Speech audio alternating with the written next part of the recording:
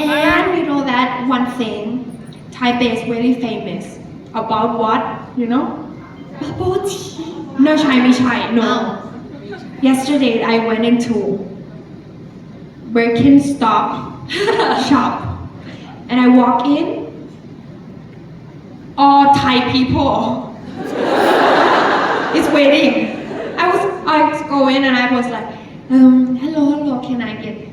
And the girl, เอาไซส์อะไรคะ The lady who's selling the shoes, she can speak Thai. And she said, and the whole people in the shop, it's all Thai.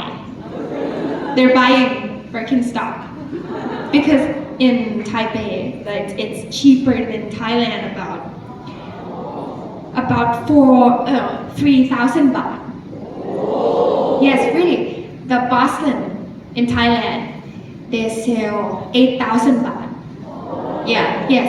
But in Taipei, they I think it's about 4 or 5,000. Yes. So I bought myself two now. And I bought for P Jum Jim also. And I need to carry back 4 pair.